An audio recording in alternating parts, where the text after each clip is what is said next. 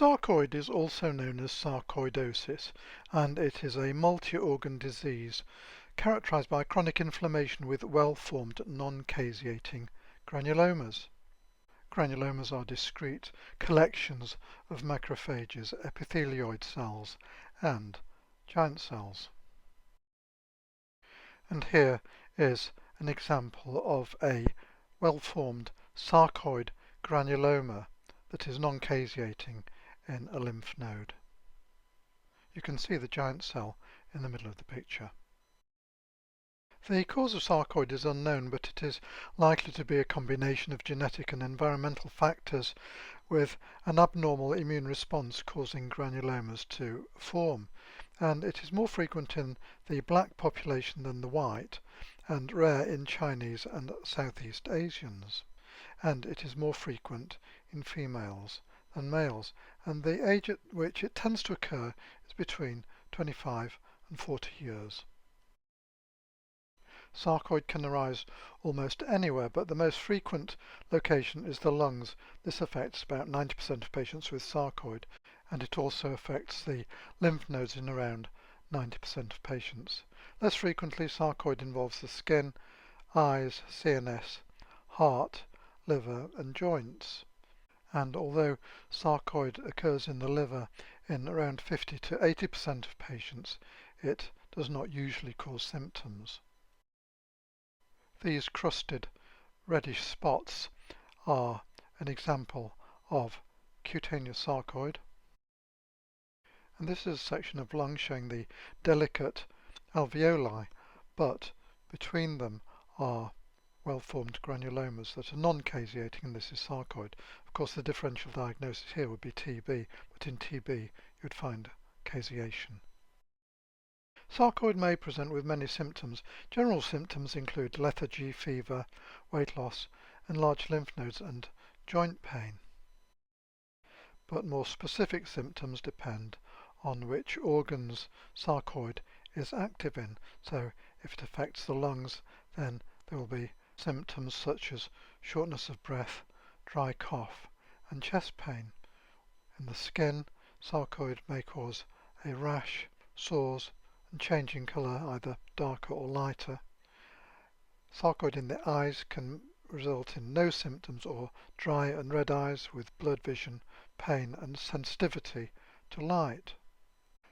Sarcoid affecting the heart can cause chest pain, shortness of breath, an irregular heartbeat or arrhythmias, edema from heart failure, and sudden death. In fact, I was once asked to do a post-mortem on a patient who was awaiting surgery for an aortic aneurysm but died unexpectedly. The aneurysm was intact. The only abnormality I could find was a rather granular spleen, and histologically these turned out to be sarcoid granulomas, and histology of the heart did reveal an occasional granuloma, suggesting that this had caused an arrhythmia resulting in sudden unexpected death. When sarcoid involves the CNS, symptoms may include seizures, headaches, Bell's palsy, etc. Sarcoid in the joints will cause pain, and sarcoid affecting the liver usually does not cause symptoms, but occasionally the liver may be enlarged and occasionally cause jaundice. Tests for sarcoid include radiology such as chest x-rays, CT scans, PET scans, etc.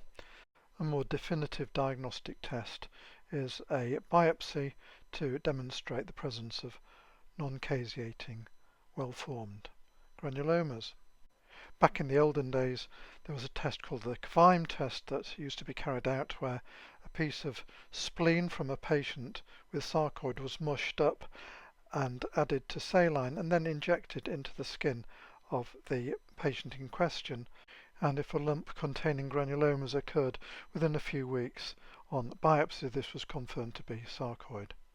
These days the Kvime test is considered too risky because of the risk of infection. This chest x-ray shows some nodularity in the base of the lungs, and this is an example of pulmonary sarcoid. And here is a good example of how a biopsy can be useful in making the diagnosis of sarcoid, and this is a liver biopsy containing a very well formed non-caseating granuloma. Treatment for sarcoid includes corticosteroids, immunosuppressants such as methotrexate, anti-tumor necrosis factor alpha antibodies, and for symptomatic relief, non-steroidal anti-inflammatory drugs. Around 2/3 of patients will be symptom-free of sarcoid in 2 to 3 years after diagnosis, but in around 20% of patients there may be impaired lung function due to pulmonary fibrosis, and in 10 to 15% of patients, cardiac complications.